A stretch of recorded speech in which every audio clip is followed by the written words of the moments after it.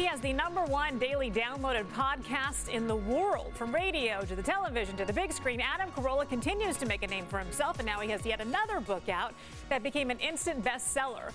Well, this Wednesday at the Belly Up in Solana Beach, Adam is going to be doing a live audience podcast followed by his stand-up show called Adam Carolla Is Unprepared. And now Adam Carolla is joining us live right here on the floor. Hey, thank you so much for your time. We do appreciate it. Thanks for having me. Let's get started on the show. Adam Carolla Is Unprepared. When I was going back and doing my research on this, are you still doing this the same way where the audience submits topics and then you grab the topic on a ping pong ball and then just go off on it?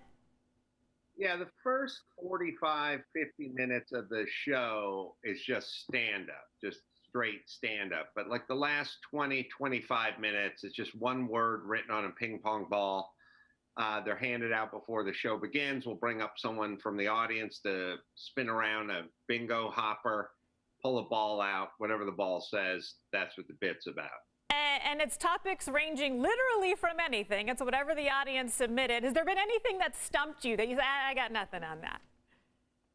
On rare occasion, I remember getting the word Belgium, and I didn't have a lot to say about Belgium, but I was able to cobble a bit together anyway. And then like 2 years ago, we got like the Mandalorian, and I didn't know what a Mandalorian was 2 years ago. Oh, man. Okay. And now you're probably well versed on that. You have another new book out. This one is called I Am Your Emotional Support Animal, Navigating Our Woke, No Joke Culture. So obviously you have a lot of people kind of weighing in on this on both sides. You are not afraid to take some criticism. You are not afraid to listen to support. You seem to be kind of Teflon. Yeah, I just say what I want to say. Like as a comedian, I was just saying, I was just at Jimmy Kimmel's wedding, or I should say his daughter's wedding. And there's a young woman who's worked with Jimmy for a long time, and she's an old friend of mine, and she just kept telling me, stop saying X, Y, and Z, or stop doing whatever it is you're doing. And I said, that's my job. And she said, yeah, but you shouldn't tweet about it, or you shouldn't say it. And I'd just go, that's my job. I'm a comedian. I just say whatever I want to say. And she was like, you shouldn't do that. I was like, well, maybe you're right, but it's still what I want to do. It's still what I want to say. So that's why I got into the business. I used to be a carpenter, and if I can't say what I want to say as a comedian, then I'll go back to swinging a hammer. Speaking of that, you mentioned that you just got back from Jimmy Kimmel's daughter's wedding. You and Jimmy, at least on the outward appearance, have very different political views. So can you give some advice to our viewers? How do you maintain a friendship with somebody who maybe sees the world from a very different colored lens?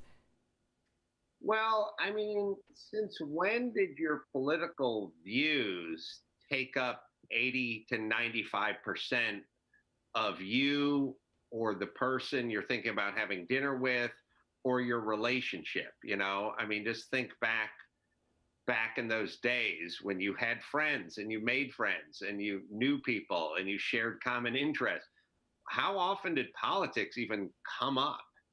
You know, it's not like when I met Jimmy in the 90s, I said, like, what are your views on the border? Like, we didn't know. We didn't care. We liked each other.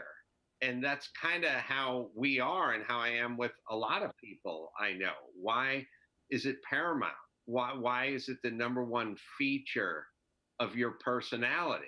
I mean, it's part of you, but every person in a relationship, there's parts of the other people you don't appreciate. I know people that don't like lasagna. It seems insane to me, but I'm not going to hold it against them. Really quick, before we run out of time here, true or false, Adam, is your middle name Lakers? Well, true in that it says it on my driver's license, and false in that my parents gave me that as a middle name. At some point, I was at the DMV and I just wrote it in 25 years ago, and it's just been there ever since. Well, Adam Lakers Carolla, it was great to talk to you. We can't wait to see you here in San Diego. Again, it's at the Belly Up.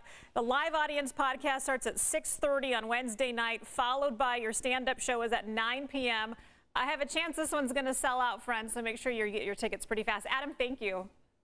Thanks for having me. All right, thank you.